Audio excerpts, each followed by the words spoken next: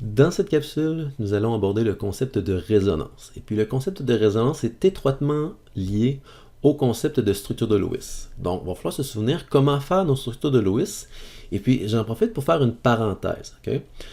Il y a deux façons qui fonctionnent tout aussi bien l'une que l'autre de déterminer les structures de Lewis. Donc, tout dépendamment qui est votre enseignant, ou tout dépendamment à quel manuel vous vous référez, ça se peut que vous ayez appris une ou l'autre des méthodes. Or, si vous voulez bien comprendre mon vidéo, ça va être très important de suivre ma méthode à moi. Si vous voulez savoir c'est quoi ma méthode à moi, là, vous pouvez retourner voir le vidéo que j'ai fait sur ma chaîne sur justement les notations de Lewis. Okay? Puis une fois que vous aurez bien compris ça, là, vous allez pouvoir comprendre assez simplement le concept de résonance. Okay? Donc, ce qu'on va faire, on va vouloir commencer par déterminer la structure de Lewis de la molécule O3, qu'on appelle aussi ozone. Et pour faire ça, on va suivre les règles que j'ai présentées justement dans la capsule vidéo sur la notation de Lewis. Donc, dans cette capsule-là, il y avait 5 règles à suivre dans l'ordre. Ces règles-là sont résumées ici. Okay? Je vais aller un petit peu rapidement parce que j'ai tout expliqué ça dans une autre vidéo, là, mais la première règle, c'est de déterminer le squelette. Donc, dans O3, le squelette est facile à déterminer. Il y a 3 oxygènes, on les met un à côté de l'autre. Deuxième étape, calculer le nombre d'électrons. Donc, il y a 3 oxygènes. Chacun des oxygènes possède 6 électrons de valence. Donc, 3 fois 6, 18 électrons à placer dans notre structure. Troisième étape, faire liaison. Ça veut dire que chaque atome va être lié à un atome voisin par une liaison chimique.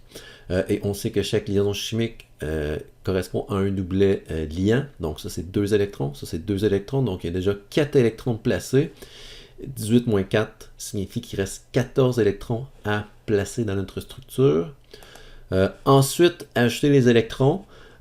Donc il me restait 14 électrons à placer. On doit compléter l'octet des atomes périphériques en premier. Donc j'ai complété l'octet de l'oxygène de gauche. Ensuite de ça, j'ai complété l'octet de l'oxygène de droite. Il me restait 2 électrons à placer. Je les ai posés sur l'atome central.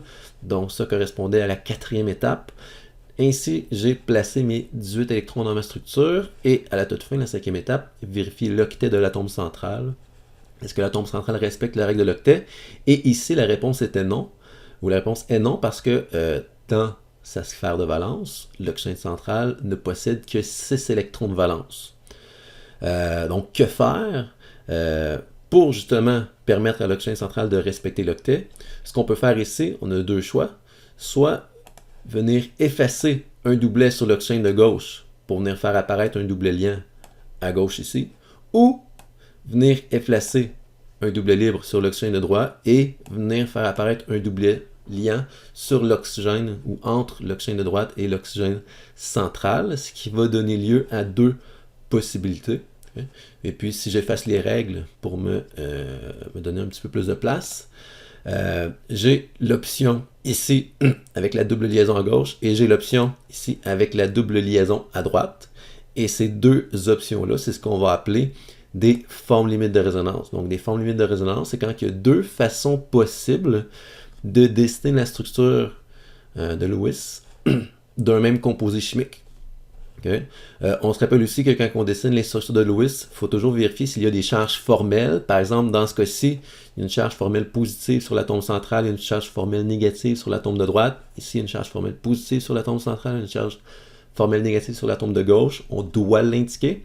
Et puis, finalement, très important, lorsqu'il y a plusieurs formes limites de résonance, on doit faire une flèche avec une double pointe entre les formes limites de résonance pour indiquer que il y a plusieurs façons de dessiner la structure de Lewis d'un même ou du même composé chimique. Pour être certain que le concept de résonance est bien compris, on va faire un second exemple. Si on prend l'ion carbonate par exemple. Donc dans une vidéo précédente, j'ai présenté comment trouver la structure de Lewis du carbonate. Encore une fois, on va appliquer les 5 étapes dans l'ordre. Donc la première étape, c'est la détermination du squelette. Donc, dans ce squelette-ci, on veut placer l'atome le moins électronégatif au centre. Entre le carbone et l'oxygène, c'est le carbone qui est le moins électronégatif. Je mets le carbone au centre et je mets les autres atomes autour de l'atome central de la façon la plus compacte possible. Deuxième étape, calculer le nombre d'électrons. le carbone possède 4 électrons de valence. Chacun des oxygènes possède 6 électrons de valence. Et il y en a 3, donc 3 fois 6. Et en plus de ça, donc le carbonate qui est un ion polyatomique avec une charge 2-. Donc le 2- signifie qu'il y a 2 électrons de plus à ajouter au total d'électrons, ce qui donne un total de 24 électrons.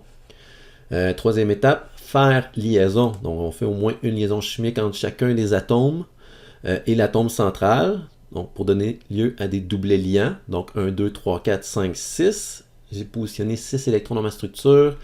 J'en avais 24 à positionner, donc il m'en reste 18. Quatrième étape, ajouter les électrons. Donc j'ai déjà commencé 1, 2, 3, 4, 5, 6, 7, 8, 9, 10, 11, 12, 13, 14, 15, 16, 17, 18. Dessiné comme ça, j'ai positionné 18 électrons dans ma structure en commençant par compléter l'octet des atomes périphériques. J'aurais bien voulu venir compléter l'octet de l'atome central, mais j'avais déjà mis mes 24 électrons. Okay, donc la cinquième étape, on vient vérifier si l'atome central respecte la règle de l'octet. Ici, la réponse c'est non. Donc, qu'est-ce qu'on peut faire? Il y a 3 choses qu'on peut faire. Soit venir effacer un doublet ici, venir faire une double liaison ici. Ou effacer un doublet ici, venir faire une double liaison ici. Ou venir effacer un doublet ici, venir faire une double liaison ici. Donc, il va y avoir 3 possibilités. Il va donc y avoir 3 formes limites de résonance possibles. Donc, c'est les 3 possibilités, les 3 bonnes structures de Lewis possibles pour l'ion polyatomique carbonate. Mais vu que c'est un ion polyatomique, il faut se souvenir qu'on met la structure entre crochets et qu'on indique la charge de l'ion polyatomique de cette façon-ci. En plus de ça, il faut vérifier s'il y a des charges formelles. Ici, il va y avoir des charges formelles. Il faut indiquer les charges formelles sur les bons atomes dans les structures. Et finalement, comme ce sont des formes limites de résonance, il faut indiquer une flèche à double pointe entre les formes limites pour indiquer que ce sont toutes des bonnes façons de dessiner la structure de Lewis de l'ion polyatomique carbonate CO3 2-. Okay? En résumé, si on va voir la définition officielle de la résonance, c'est l'utilisation de 2 ou de plusieurs structures de Lewis pour représenter une molécule donnée.